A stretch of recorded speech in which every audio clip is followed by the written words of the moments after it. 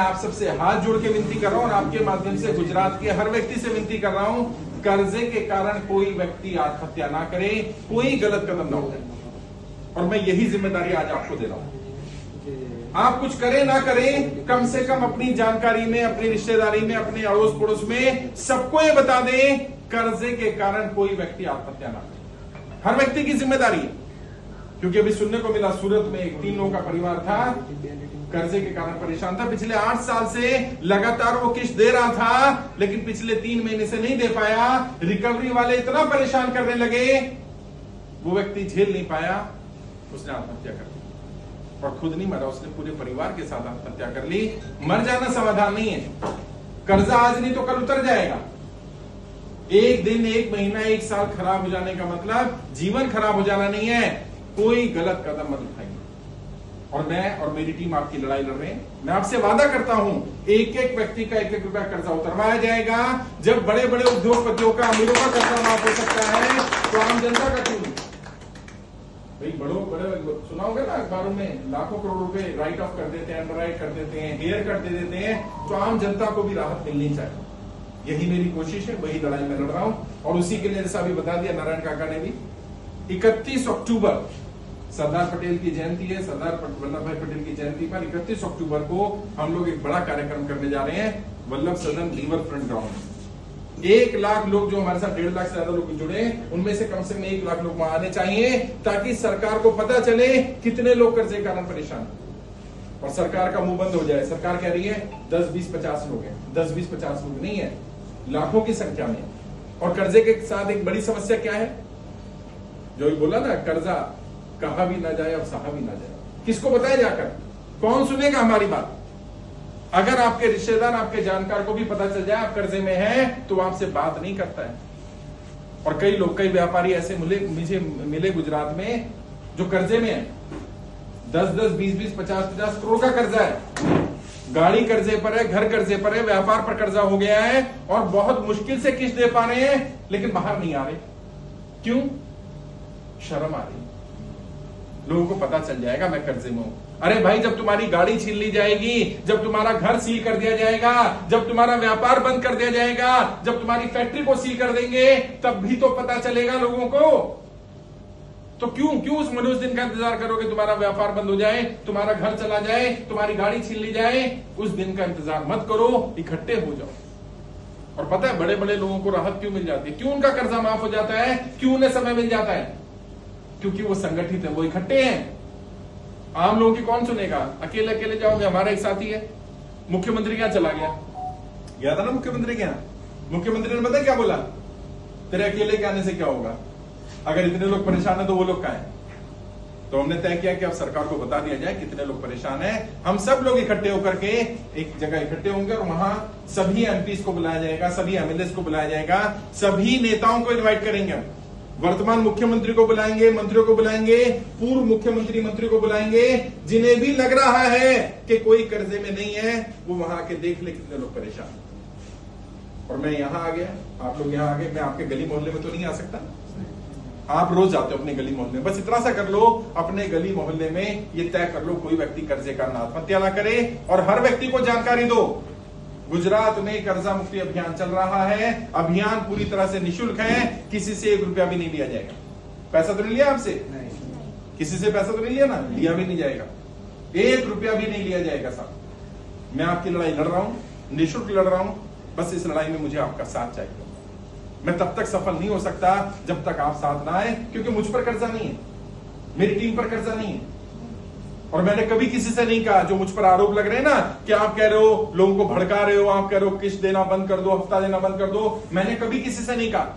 मैं तो ये कहता हूं, अगर किस्त दे रहे हो तो देते रहो, अगर नहीं दे पा रहे हो तो बैंक से जाके बात करो।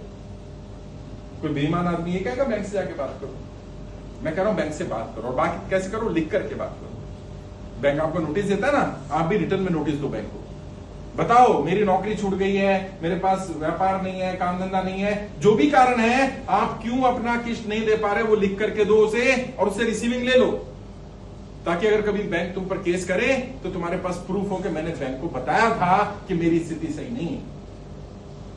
लेकिन कितनी ही स्थिति खराब हो जाए, डरना नहीं है, घबराना नहीं है। और कोई बैंक वाला, कोई रिकवरी वाला, कोई साहूकार, कोई भी आपको परेशान कर रहा है, तो आप यहां हमारे ऑफिस में आओ, हमारी टीम से बात करो, हमारी टीम उनसे बात करेगी, उनको समझा दिया जाएगा। आपने कर्जा लिया, भारत के संविधान के हिसाब से ना तो कर्जा लेना अपराध है, और यदि आप समय पर कर्जा नहीं चुका पा रहे, ये भी कोई अपराध नहीं है।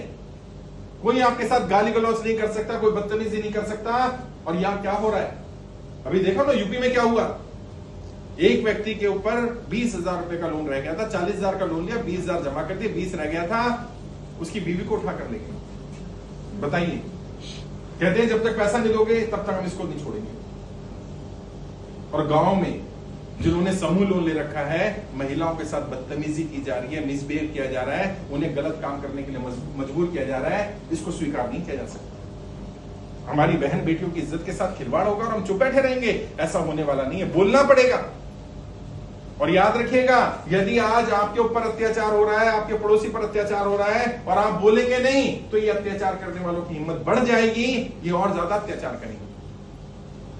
फिर भी कोई गाली गलौज कर रहा है, बदतमीजी कर रहा है, आपके पास मोबाइल फोन है, इसको अपने हथियार की तरह इस्तेमाल करो, उसकी वीडियो रिकॉर्ड करो, और हमारे नंबर होंगे उन पर व्हाट्सएप कर दो, हम उसको वायरल करेंगे, हम उसको पुलिस तक भेजेंगे।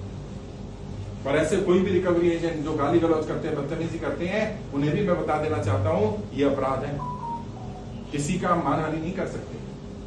नियम तो ये कहता है, यदि आपने लोन लिया है तो आरबीआई की गाइडलाइंस है, आपकी वाइफ को, आपके बच्चों को भी नहीं बता सकते कि आपके ऊपर लोन है।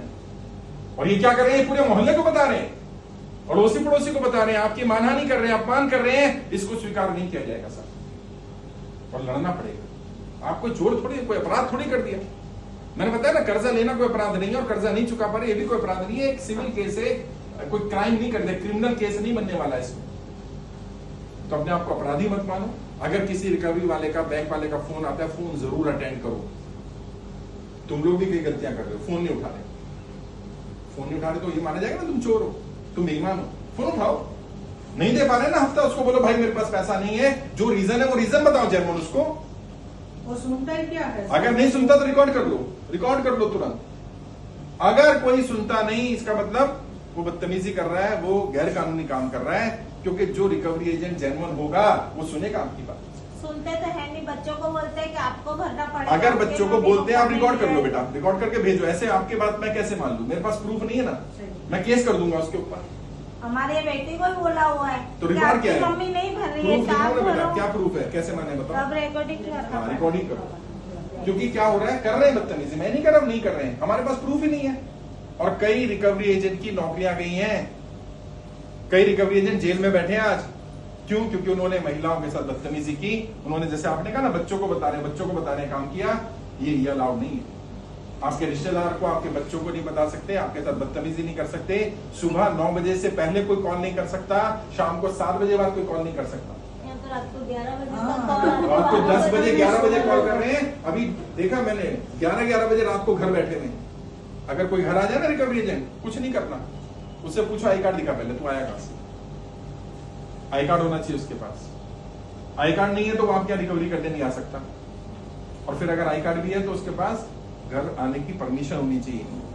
भाई बैंक में 100 एम्प्लॉई हैं, 100 के घर आ जाएंगे क्या? जिसको ऑर्डर मिलेगा वही तो आएगा ना, उसको बोल होम विजिट लेटर दिखा। थोड़े नियम जानो ना, पता होना चाहिए तुम्हारे। तुमने लोन लिया, उसमें पेपर पे साइन किया ना, वहां लिखा था होम विजिट लेटर होगा, उसके बाद डीआरए का लाइसेंस होगा। डीआरए क्या होता है? Date recovery agent. जो रिकवरी एजेंट बनता है उसकी ट्रेनिंग होती है, उसको लाइसेंस दिया जाता है।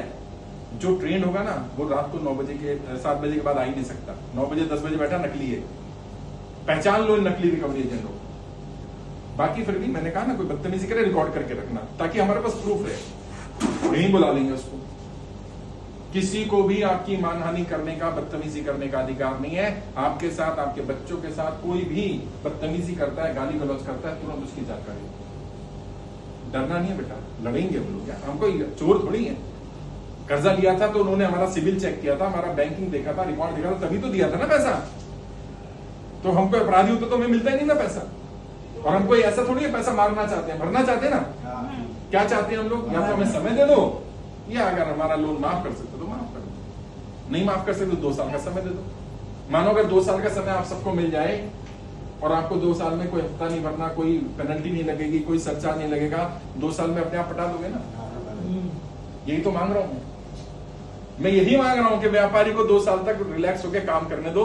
उसके दिमाग पे जब इतनी टेंशन करोगे, पंजाब में देखो ना 5.5 करोड़ का लोन लिया व्यापारी ने, 9 साल से लगातार लोन भर रहा था, सिर्फ 1 हफ्ता 1 किस्त बाउंस हुई उसकी, इतना कॉल किया, दिन में 200 कॉल किया उसको, 200 कॉल, नहीं झेल पाया प्रेशर। क्योंकि जो अच्छा आदमी होता है ना, जो भरना चाहता होता है, वो इन सब चीजों से दूर रहता है। जो बेईमान होगा ना उसे फर्क नहीं पड़ेगा, जो गलत होगा वो तो लड़ेगा, वो तो कहेगा नहीं मैं नहीं भरता। जो अच्छा आदमी है वो शर्मा जाता है, वो कहता है यार मेरे को इतनी कॉल्स आ रही हैं, परेशान कर रहा है, और ये लोग उल्टा सीधा बोलते हैं, तो बंदा झेल नहीं पाया प्रेशर। तो ऐसा कोई गलत कदम नहीं उठाना है। और सरकार, मुझे मालूम है सरकार सुनेगी, लेकिन कब सुनेगी? जब हम इकट्ठे होंगे। जैसा बोला राजेश्वर जी ने, ये सच्चाई है, एक माँ भी अपने बच्चे को तब तक दूध नहीं पिलाती जब तक वो रोता नहीं साथ। तो सरकार तो माई बाप है हमारी, सरकार कैसे सुनेगी? जब तक हम रोएंगे नहीं, चिल्लाएंगे नहीं, इकट्ठे नहीं होंगे, तब तक सरकार सुनने वाली नहीं है। तो इकट्ठे होकर के लड़ाई लड़ेंगे, हम जरूर सफल होंगे। बाकी किसी को अगर कोई नोटिस आया, बैंक का नोटिस है, कोर्ट का नोटिस है, वकील का नोटिस है, वो भी हमारी टीम को दिखाओ। हमारे यहाँ लीगल टीम भी है, वकील भी हमारे, वो आपको गाइड कर देंगे। क्योंकि 3 तरह के नोटिस आते हैं, नोटिस का भी समझ लो। पहला नोटिस आता है बैंक से, अगर बैंक के नोटिस का जवाब नहीं दोगे तो अगला नोटिस आएगा वकील का, एडवोकेट का। अगर उसका भी जवाब नहीं दोगे तो कोर्ट का नोटिस आएगा, और अगर कोर्ट के नोटिस का भी जवाब नहीं दोगे तो फिर तुम्हारे वारंट निकलेंगे। पहले वारंट जो होंगे वो बेलेबल होंगे, जमानत वाले होंगे, अगर उस पर भी जवाब नहीं दोगे तो नॉन बेलेबल हो जाएगा।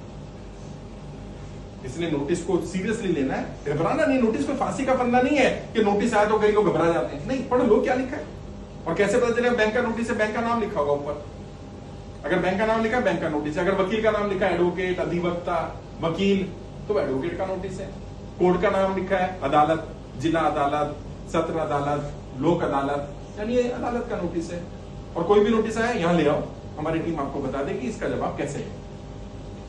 तो मैं उम्मीद करता हूं हम साथ मिलकर के लड़ाई लड़ेंगे और हम जरूर सफल होंगे।